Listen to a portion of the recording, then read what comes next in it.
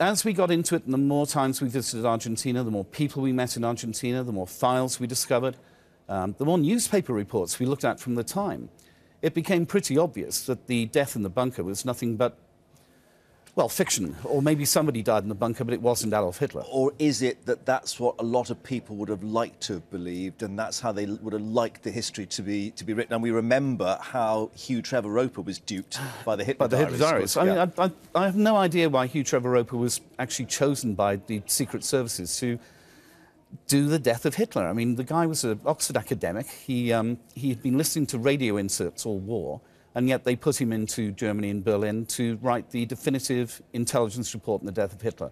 Why they didn't put Scotland Yard in, or some of the best detectives of our time, I don't know.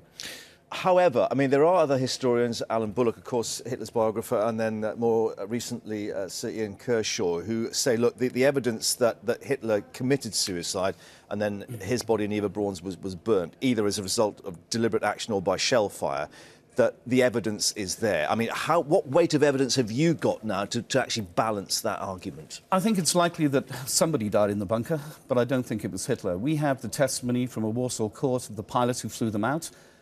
He went to court in 1947, gave details of who he'd flown out, where he'd flown from, and where he flew them to. The judge in Warsaw at the time thought, you really are joking, you have to be, so sent him away for psychological testing. 6 months later, they brought him back into court. He said exactly the same thing. He was extremely detailed. We have the testimony from an SS officer on the ground in Denmark who saw the plane arrive and Hitler and Eva Braun get out with other passengers. We have what I think is an overwhelming amount of evidence that shows that Adolf Hitler survived, got to Argentina. His daughter later joined them there. Now, there is the interesting fact, the daughter, and therefore you've got DNA evidence. Has that actually been pursued to try and provide some concrete evidence that might stand up in a criminal trial, for instance? I think, well, there can't be any criminal trial. I mean, Hitler was never even accused of anything. He was dead. Well, although he was the world's greatest criminal. I know, amazing, really. I think the two daughters are still alive. One was born in Argentina at the end of 1945, and one was born in Germany, or possibly Italy, in 1938, and came out to join them later. There are numerous reports that Eva Braun was pregnant in the bunker before they left. To try and go after these people, or to go after the children of these people, and over 30,000 Nazis and fascists escaped to Latin America after the war.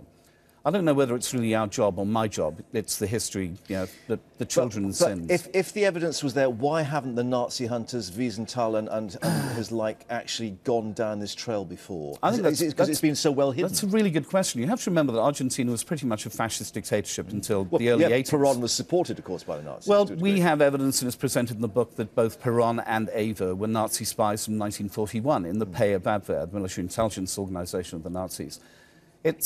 I don't know why people didn't go after them. One, he was dead, so I suppose, you know, why bother? And secondly, you know, it took almost 11.5 years for the Americans to find bin Laden, and they knew he was alive, and they knew where he was. And, you know, it took them a long time to find him. And would the argument be that even though he might be alive, it's more convenient for them to actually just establish the fact that he is dead? I think a deal was done in 1944, early 1945, to get Martin Bormann, Adolf Hitler and Gestapo Müller out of Germany. And the deal was done with senior members of the American intelligence services and a very few industrialists who knew this was going on as well. To what? To get their hands on rocket technology and in part, yes. But I also think that the Americans, or these Americans, saw the Cold War coming, and they thought that it may be very handy to have the Nazi leadership in place as a bulwark against the Soviet Union. Of course, when they found out what these murdering swine had done and the extent of the Holocaust, you couldn't work with them anymore. And therein lies my next question. Are you prepared for the furore that this is likely to encounter in terms of people saying that you are rewriting history, you're ignoring, you know, the Holocaust, that you are making this man into a hero, etc., etc.? No. Well, one, the man isn't a hero. He dies demented, tormented and betrayed in Argentina. His wife has left him. Bormann has dismissed him from history. There is no Holocaust denial in this. These were the worst, most evil, murdering criminal gang in history. And the thing that makes me angry more than anything else is that so many of them were allowed to escape, including Adolf Hitler.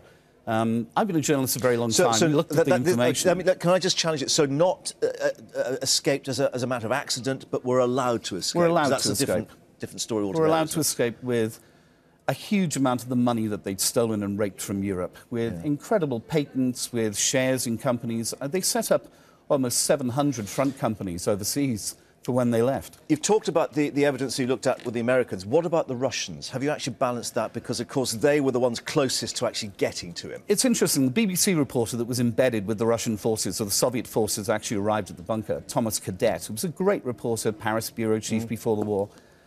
Cadet, when he got there with the Russians, said they'd been handed 6 doubles of Hitler, and none of them were actually Hitler. And he says in his report, which was aired on the BBC at the time from a senior correspondent, that there was no proof at all that Adolf Hitler's body was found at the bunker. Stalin always said he'd escaped to Spain or Argentina, and it's now been proved that the skull fragment that the Russians hold, the FSB hold in Moscow, is female and 40, so it can't even be Eva Braun. And then people say, well, the jawbone has got to be Hitler's. Well, if it came from the same skull, how can it be?